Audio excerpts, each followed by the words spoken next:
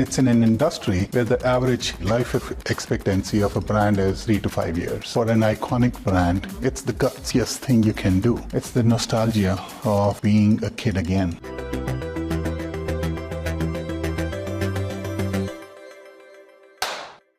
Welcome to The Big Question, the series from Euronews where we speak to some of the biggest names in business. I'm Hannah Brown, and today I'm joined by Sanjay Luthra, the Managing Director for Mattel for Europe, Asia and the Middle East. Thank you very much for joining. So let's dive straight in and talk about Barbie. It's an iconic brand, but just talk me through how it was doing financially and the trends you were seeing leading up to the release of the film in 2023. Barbie before the movie, right? Just imagine it's Barbie at 65-year-old is one of the top-selling doll in the toy industry. And it's in an industry where the average life expectancy of a brand is 3 to 5 years. So I think not many people know that when Barbie was created by Mattel's founder, Ruth Handler, she broke the mold. Before that, the dolls were only nurturing dolls.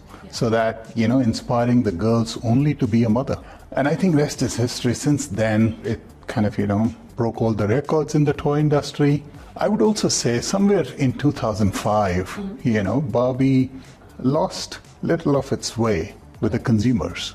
And the girls wanted to see themselves and their kind of, their word in the Barbie dolls.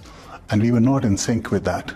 So what we did is we recontextualized the whole Barbie brand to its core brand purpose, which is to inspire the limitless potential in every girl. We changed everything. We changed the packaging, we changed messaging to the consumer. We also changed the product. It's, to do that for an iconic brand, it's the gutsiest thing you can do. And that's what we did. We diversified Barbie's shape. And today, if you look at Barbie, it comes in 180 different forms and shapes. Wow. Since then, we have gone from strength to strength. It is #1 toy in the doll category. It's also, as a licensor, we deal with multiple categories and it leads in multiple categories there. And I think we did all of this before the movie.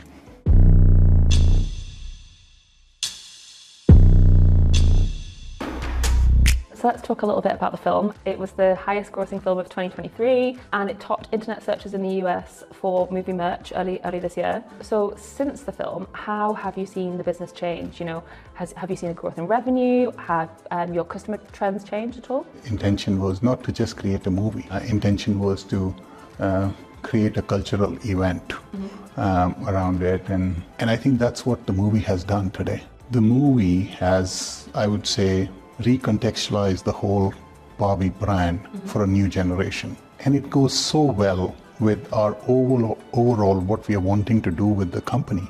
It's no more a toy company. What we are saying is it's a toy and a family entertainment company. And we want to build a lot of business, films, television, live events, consumer products, digital gaming, all around beyond the toys. And I would also say there is a trend emerging, which is adults and adult fans and collectors who are getting heavily into the toy industry. That segment of industry, right, in US from 2020 to 2022 has grown 3.9 billion. Wow. Even in Europe, during the same period, that industry has grown by 1 billion. Young and adult fans, they want to connect with their childhood memories. They see nostalgia in that. These collectors need much more detailed product. So there is a new trend emerging there. And how do you plan to keep this kind of older demographic engaged going forward? One of our latest offering is Mattel Creations. It's a premium e-commerce site which we have created, and it's largely for all the adult fans and collectors. We are trying to build a community where all these fans and adult fans and collectors can come and share their feedback, talk about, the products and trends, and we are getting phenomenal response out of it. Just imagine, I remember old traditional marketing times when we used to have 1,000 surveys, from our consumers across the country and get the feedback in 4 months later. They are very frank and open because they love the brands. I can give you an example from the movie, I'm Kenneth, right? The hoodie. We saw that it's a great product. We listed it and we thought we'll sell 4,000 to 5,000 units, kind of it's a cool thing. And in first 10 days, Hannah, I can't tell you, we sold 100,000 units.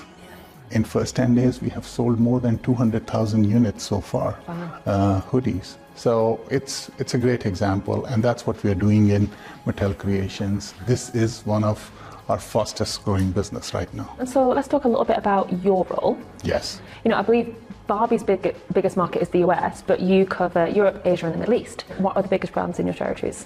EMEA, I would say, is a diverse, but it's a vibrant, I will call it, region. And I'm very excited, right? I love this region, the diversity of it, multi-currency, multi-language, multicultural. So Barbie is the largest brand in our business, and Hot Wheels is a close kind of, number 2 brand. And it's, I would say that Europe as a region is also very games-focused market. So games, and Uno is a massive brand for us. Where is your biggest growing market right now?